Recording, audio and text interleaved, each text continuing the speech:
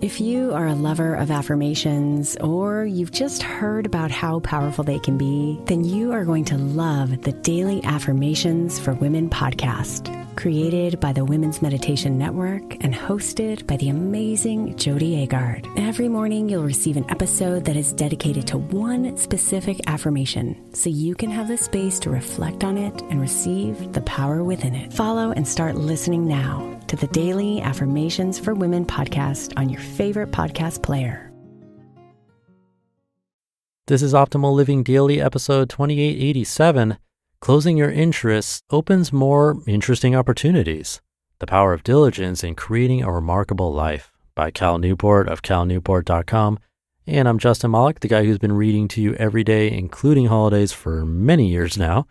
And we're going to keep that up, so let's get right to it and continue optimizing your life. Closing your interests opens more interesting opportunities. The Power of Diligence in Creating a Remarkable Life by Cal Newport of calnewport.com. The Banjo Player. Steve Martin made the comments around 20 minutes into his 2007 interview with Charlie Rose. They're talking about how Martin learned the banjo. In high school, I couldn't play an instrument, Martin admits. Quote, I remember getting my first banjo and reading the book saying, this is how you play the C chord. And I put my fingers down to play the C chord and I couldn't tell the difference.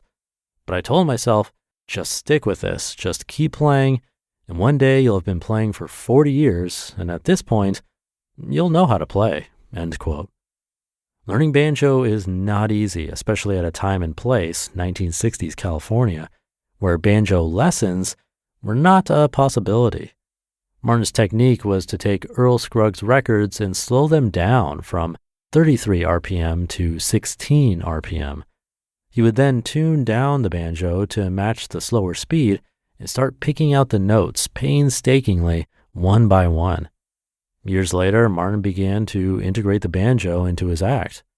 The reason I played banjo on stage, he explained in an ABC interview, is because I thought it's probably good to show the audience I can do something that looks hard because this act looks like I'm just making it up.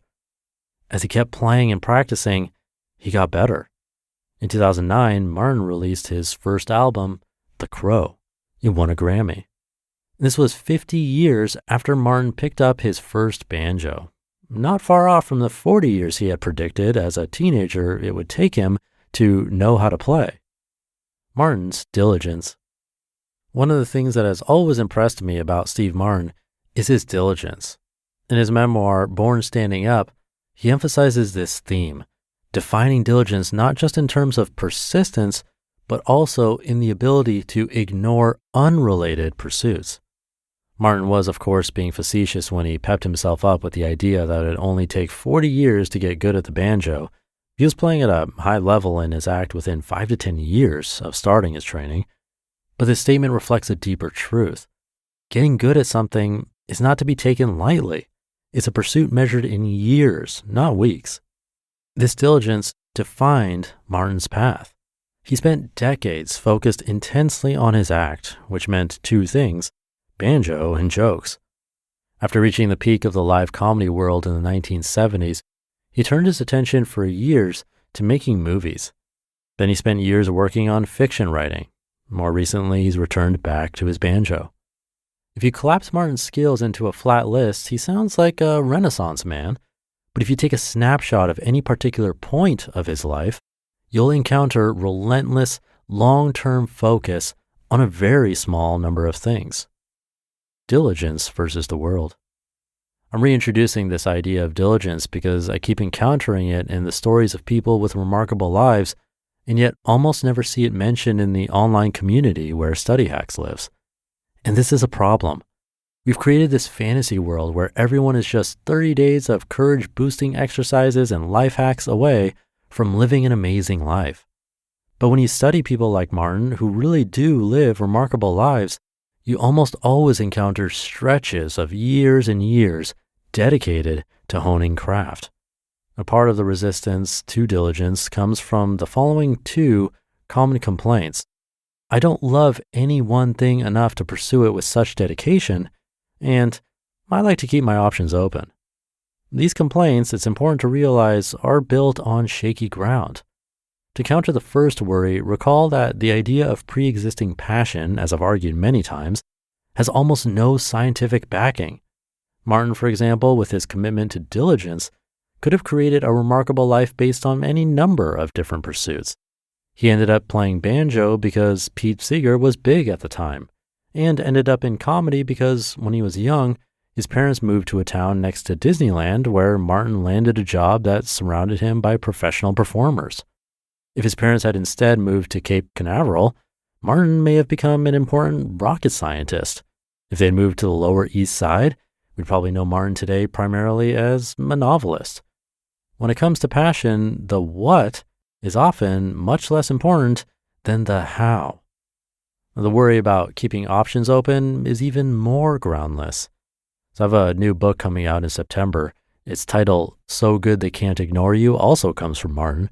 I'll talk more about this project later, but one of the things I discuss in the book is that when you study the evidence, it's clear that you're not likely to encounter real interesting opportunities in your life until after you're really good at something. If you avoid focus because you want to keep your options open, you're likely accomplishing the opposite. Getting good is a prerequisite to encountering options worth pursuing. For these reasons, I think diligence is a subject we should explore in more depth.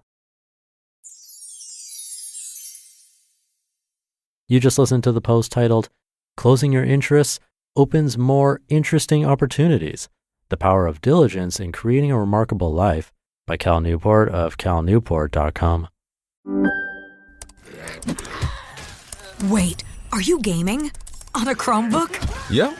It's got a high-res 120Hz display, plus this killer RGB keyboard. And I can access thousands of games anytime, anywhere. Stop playing. What? Get out of here. Huh? Yeah, I want you to stop playing and get out of here so I can game on that Chromebook. Got it.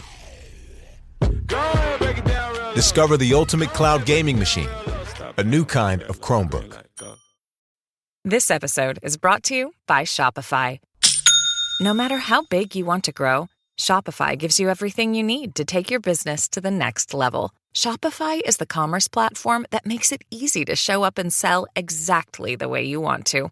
No need to code or design. Sign up for your $1 per month trial period today. Visit shopify.com/offer23 to get started. Thank you to Cal. An important one to remember, especially with podcasts like these that tend to highlight some quick life hacks here and there. Yes, those can help, but like he says, I think the most remarkable are the ones who relentlessly pursue the things that are most important to them. It's something I'm still trying to do myself. This podcast started in 2015, and while it would have been nice to take a break at certain times, I also get pleasure from remembering this side of the coin, the grind and practice that ultimately leads to better and better things. This one show led to our second one ever, Optimal Finance Daily, then not too long after, Optimal Health Daily, Optimal Relationships Daily, even Optimal Startup Daily, which turned into Optimal Business Daily and eventually Optimal Work Daily. But very recently now a nighttime sleepy affirmations podcast that you can find too. And please do check it out, by the way, because if enough people like it, we'll keep releasing episodes. Just search for Optimal Living Daily in your podcast app. And you can find all of our shows, including the new Sleep Affirmations show as well. So all that to say, I couldn't agree more. Getting really good at something truly does make you stand out in more ways than you can imagine. So practice up, stand out. Have a great rest of your day. Thank you for being here, and I'll be back tomorrow where your optimal life awaits.